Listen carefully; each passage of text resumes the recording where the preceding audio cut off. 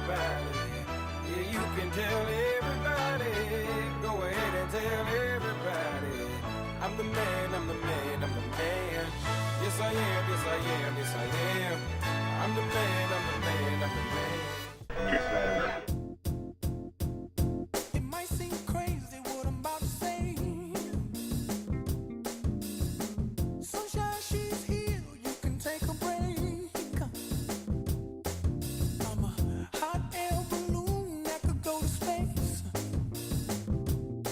With the air, like I don't care, baby, by the way. It's bidding over $1 million Because I'm happy. Clap along if you feel like a room without a roof. Because I'm happy. Clap along if you feel like happiness is the truth. But you know, your writing is coming along.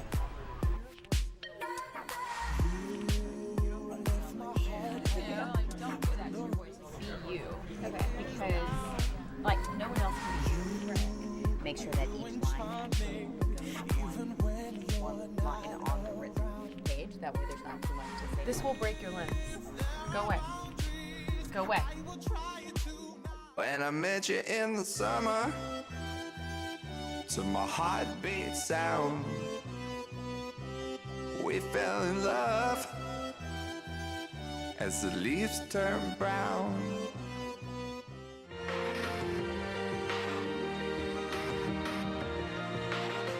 Yeah, you can be the greatest, you can be the best, you can be the King Kong banging on your chest. You can beat the world, you can beat the war, you can talk the guy, go banging on his door. You can throw your hands up, you can beat the clock, you can move a mountain. A home invasion almost turned deadly at a Northwest Houston apartment this morning. Eyewitness News reporter Brooke Wellborn is live outside the apartment complex with the details. Brooke? It's not often that you hear about someone being shot in the head and living to tell about it. That's what happened this morning at this Houston apartment. One gentleman was in the bedroom holding a gun on us. The other two gentlemen was ransacking my house. At 7:30 this morning, a man knocked on Jim Arden's door seeking employment at the family-owned moving company. He told me he was going to count to 3. And I stood and told him where the money was at, so he shot me. Moments earlier, 2 men busted down the door holding Arden along with his employee at gunpoint and stole cash along with his safe. They had no mercy whatsoever. The suspects left the location with money in an unknown direction, and we're not sure if he left in a vehicle or not. Arden and his wife own a moving company and say after what happened here, they're making some serious changes. I'm ready to get out of the business. They seen that there was an entrance and exit wound and said that I was very fortunate. Said God was on my side today. The suspects are still on the loose. If you have any information, you're encouraged to call Houston Crime Stoppers. Reporting from Northwest Houston, Brooke Wellborn, 13 Eyewitness News. At least 40 people are without a home after a fire sparked early this morning in Northwest Houston. It happened on Antoine off of 290. Firefighters responded to the scene just after 4 a.m. Eyewitness News reporter Jim O'Shea has the latest on this story. Firemen were out here early putting out the flames. Some residents lost everything from chairs to couches and beyond, but others were lucky and didn't lose much. Now they're just counting their blessings. The clothes might have got wet and stuff like that, but like I say, they had a lot of damage inside the apartment from where they tore in the roof and stuff like that. But basically, that's about it. Like I said, I'm glad we got out with our lives. You really have to check out the damage to see how bad that this fire was. And as you can see here, the fire burned through the apartment, burned through the walls. And as you look at the damage, it's really amazing to think that nobody died in this fire. And that's all because residents were knocking on other residents' doors to get them out safely. And everybody got the kids and running for their life. The fire destroyed 40 units overall. Those people now have to find somewhere else to go, and some have no clue what to do. Some people don't have some places to go, and you just don't know exactly what you're going to do.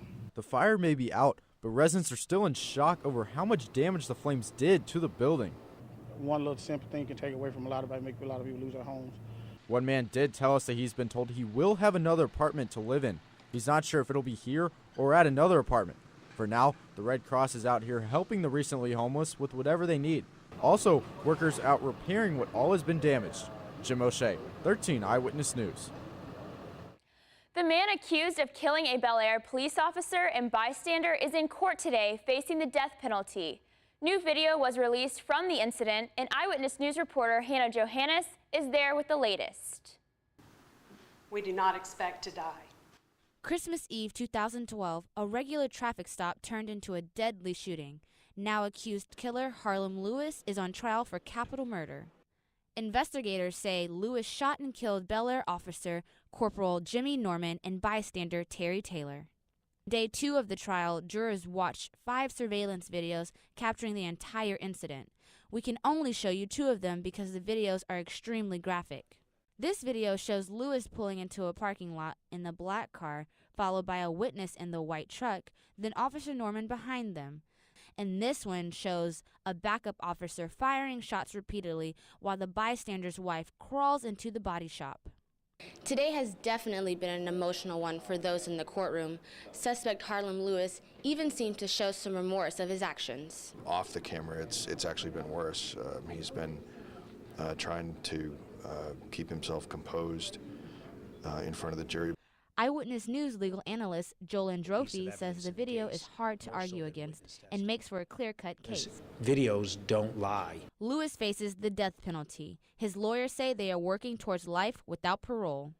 Hannah Johannes, 13 Eyewitness News.